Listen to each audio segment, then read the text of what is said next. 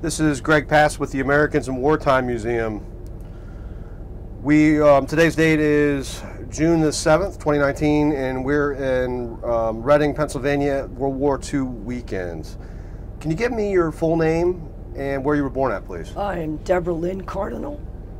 Excuse me. Born in Philadelphia, Pennsylvania, but in the military, everybody knew me as Che. Che, outstanding. So, you got any military veterans in your family at all? Yes, my father was a World War II veteran. My mother was also a World War II veteran. She served in the Women's Land Army in Great Britain.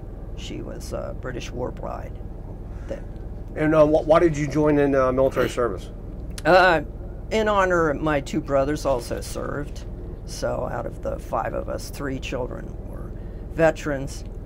And they said, "Do you want to learn a language and go to Europe?" And I said, yes.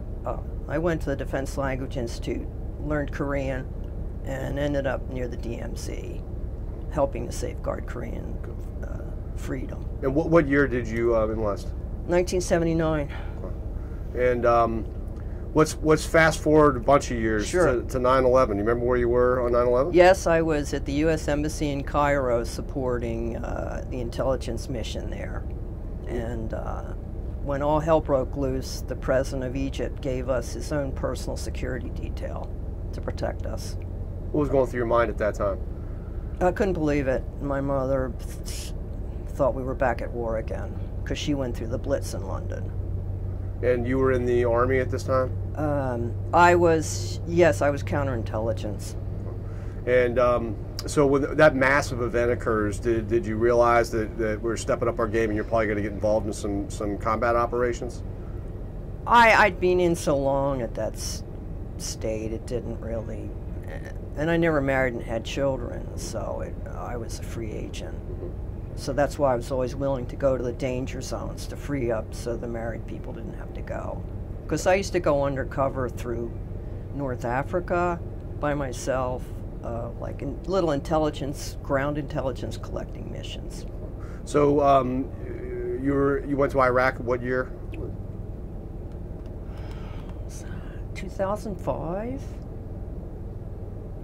Yes, 2005. And what unit were you with at that time? I was with the Strategic Counterintelligence Directorate. It's known as the SCID. And I was supporting counterintelligence, counterterrorism operations. We had a base in Baghdad. I also went to Mosul and to Erbil to support, as an analyst, support agents in the field. So, walk us through, what kind of work exactly are you doing? Gathering all sorts of intelligence, and I gotta watch what I say. Yeah, I'm tracking. I gotta watch what I say. But basically, it was an intelligence mission, and yes, and that yes, that I was always intelligence. I was never ground. It was either ground intelligence, mostly ground intelligence, counterintelligence, joint improvised explosive device defeat organizations, just to support the ground forces. Mm-hmm. So that information is funneled through DOD to different channels at some point. Yes. Okay, gotcha. National Security Agency. I was with them for 20. I got citations from them, from the director of NSA, Dernza. Gotcha. So let's talk about where were you in Iraq, and what were the living conditions like? Actually, they were pretty fabulous because the counterintelligence people. We were right opposite where they were building the U.S. Embassy. It was a huge marble. It was a huge marble palace. And are you sharing rooms? Or yeah, we had a shared room, but I mean, we had maid service, cooks, and then when I was up in Erbil, we had our own villa.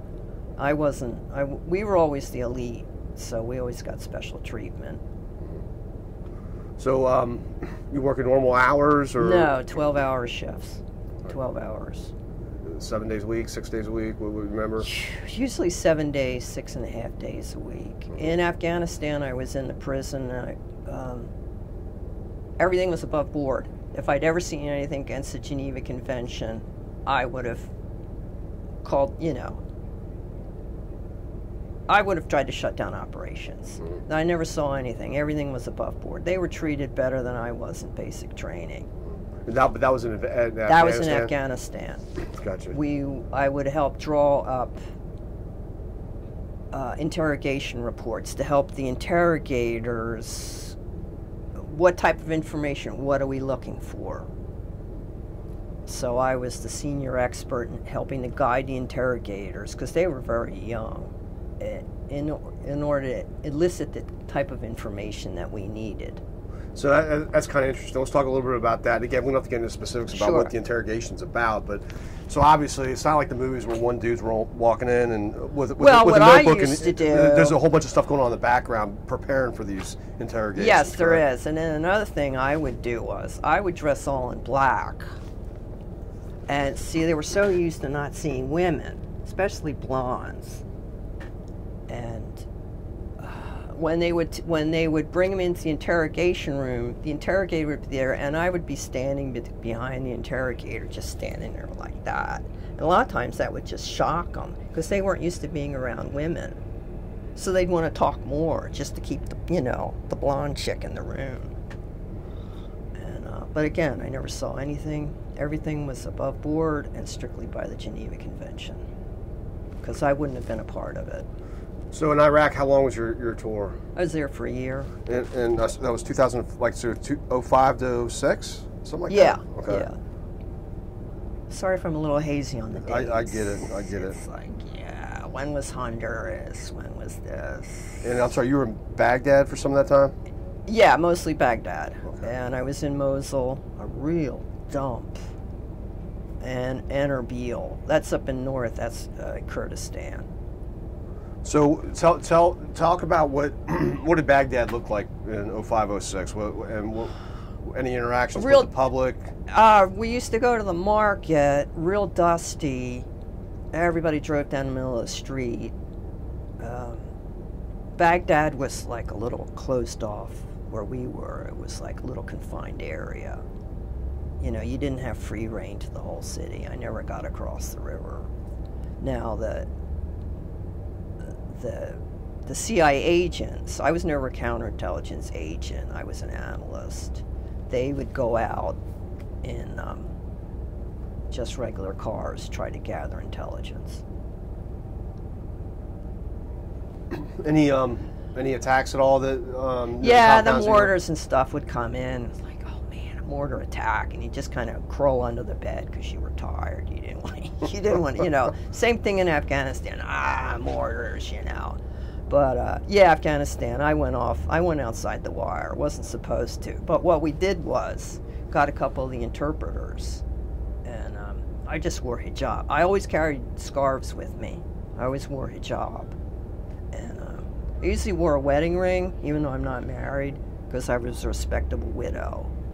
I started believing my own cover story. Yeah, I was a respectable widow. And anybody that asked my name, I was Daoud, which means mother of David. Mother of sons. I shouldn't have hit that. So we went out in just an old crappy Toyota, and I remember we had a huge picture like this propped up in the front windshield of the leader of the Northern Alliance, the one that was killed. Was it Massoud? I don't recall. Yeah, he was. They called him the Lion of the North, the leader of the Northern Alliance. He was assassinated. So, and then we just kind of went tootling around. So, what years were you in Afghanistan? 2004 to 2005, I think. So your deployments were pretty close together. Yeah, okay. Yeah. But that was, I volunteered. That was my choosing. So you mentioned earlier before we started talking on camera that you were some point under Army, some point under Air Force. Yes. How did that work? Nothing. You just decide to transfer. It's all Department of Defense. But what it's a direct transfer. Were you under Army for Afghanistan and Iraq? Yes. Okay, gotcha. Yes, the Korean service and the linguist service, I was under the Air Force. Okay. In the Army, my MOS was 98 Golf, 98 Charlie. Okay. In the Air Force, it was 208. And what years were you Air Force? 79 to 89. Gotcha. Okay. So, what were your living conditions like in Afghanistan?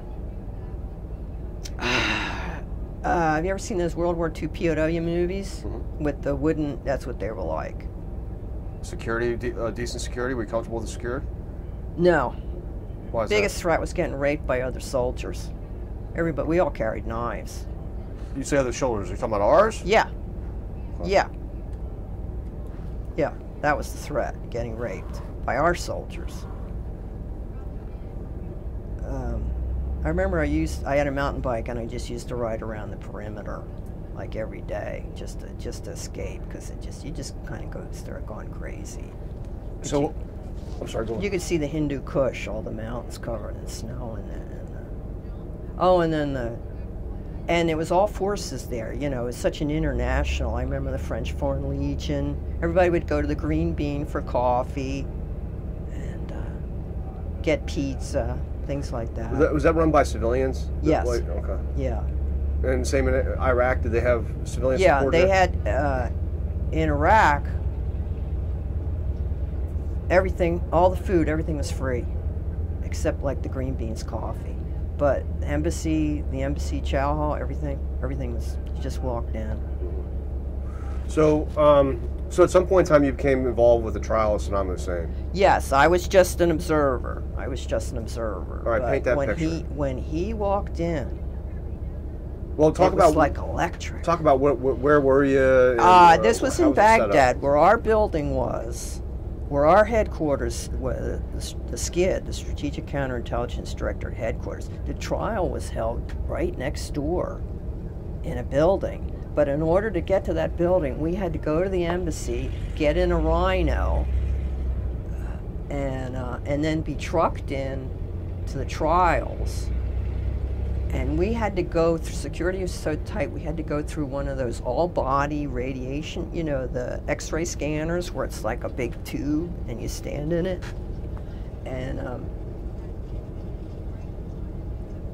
yeah, security was really tight because the judge that was there presiding, his nephew and brother had been killed in order to keep him from being a judge. It seemed like the trial was run the way the French run things. And Chemical Ali, all them, they came in first. And then Saddam Hussein came in last, and he always had his prayer beads. And he would always cause a big scene in order to get kicked out of the trial, so he could just go. Like what? Oh, he would start raving and screaming and saying this is all a farce. And the reason that they rushed his execution was under the Iraqi constitution. No Iraqi citizen can be executed if you're at age 70 or up. We didn't know his exact birth date. Everybody was always assigned January 1st. See, if you came in and we didn't know what your exact, because there's no birth records. You would be just January 1st and then roughly the year. So he would have been 70, in 2007? Saddam Hussein, and that's why they rushed the execution. What was his physical appearance like? He looked just, you know, he was well taken care of. He was well taken care of. Just like you see in the photos. But, electric presence. I mean, menacing. He just walked in a room, boom. It was just incredible. You say electric, like in a negative way. Yeah. Yeah. Like just pure evil. Just pure evil. I've never been in the presence of somebody that evil in my life. So you weren't upset when they when he got his final... No, he got whacked. Yeah. No. But there was all these bizarre things all around. Like some of his grandchildren really liked the Flintstone movies. So he built this whole life-size recreation of bedrock, you know, with little houses and things. Yeah, it was just incredible. And then our little office we had our headquarters, we also had a little office within the embassy, and it was at the top of this. Oh yeah, I slid down the banister in the embassy. You know, it was there. That's why I didn't make rank. I was always getting in trouble. And we had a little tiny hidey hole that you could go up and kind of like spy on people. Yeah, that was neat. Good times. What differences? This is kind of a weird question, but sure. Between Afghanistan and Iraq, was there like a different type of feeling in the two different conflicts? You know, obviously there's no such thing as a favorite conflict, but can you describe any differences in the overall feeling, like motivation of troops, just a general everybody wanted to go. Everybody wanted to go. But then I wasn't in with the general population, you know, the ground pounders. You know, and I mean that in a respectful way. I was never with the infantry, so.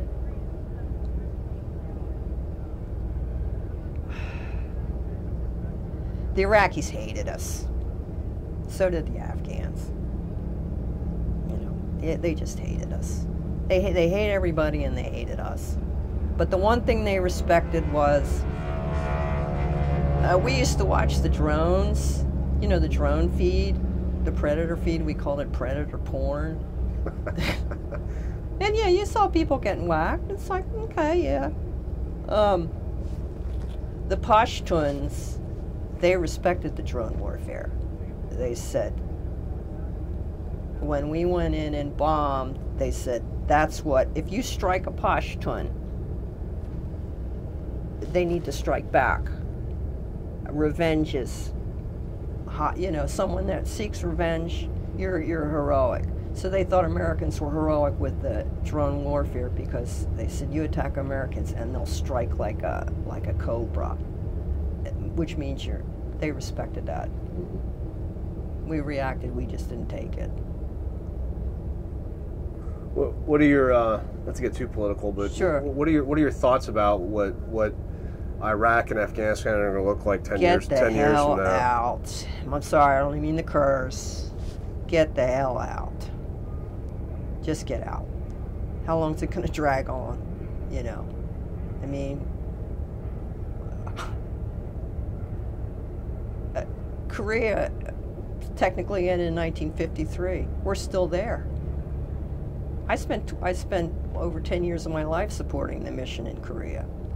And we're still there. No, I think we need to get the hell out. I really do. So when you think of your time in the military, whether it's overseas or at home, any particular incidents or accomplishments that you had that you're proud of? Just my whole service. Yeah, I did my duty, and that's the way I was raised. You do the going gets tough, the tough get going. Another one of my mottos is, "What would Patton do?" You know, after General Patton wouldn't put up with this crap.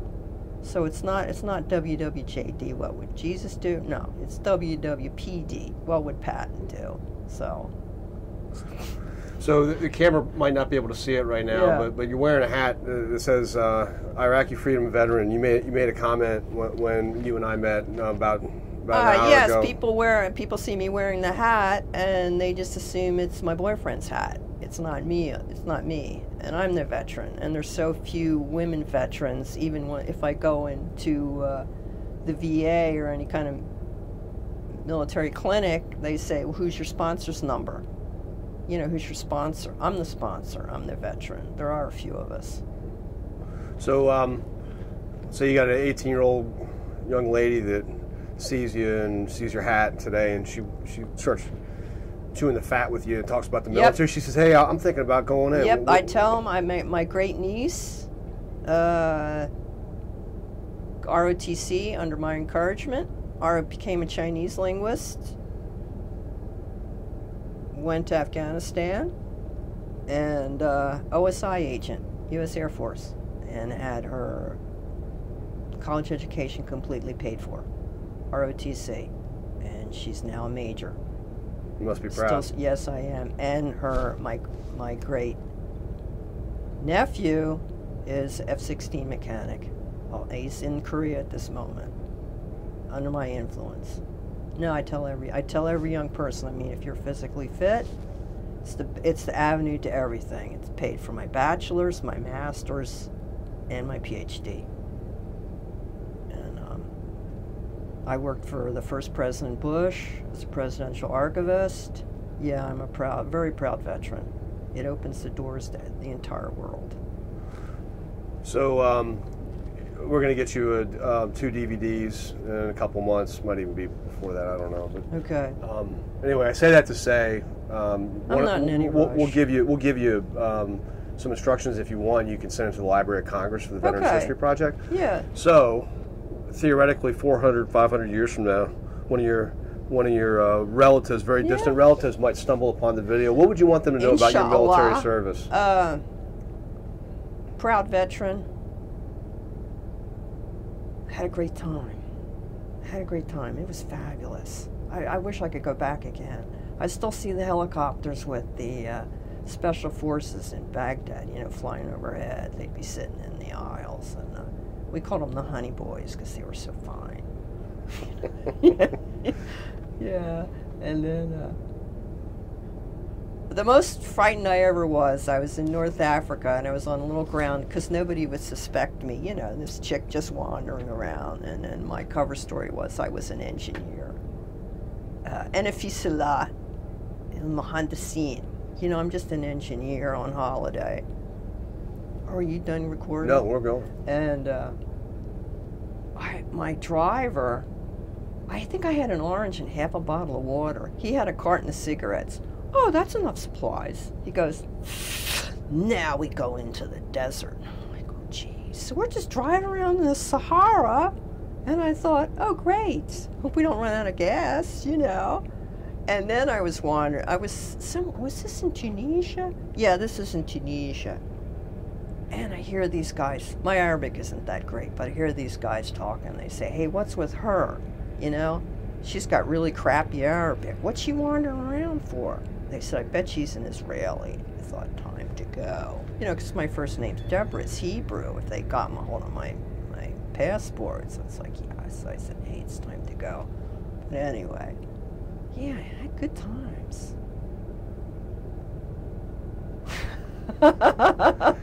Anything else you wanted to document as part of your story?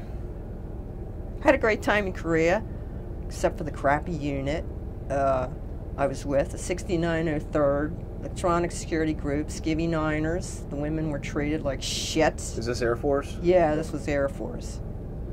Talk about my blood pressure going up.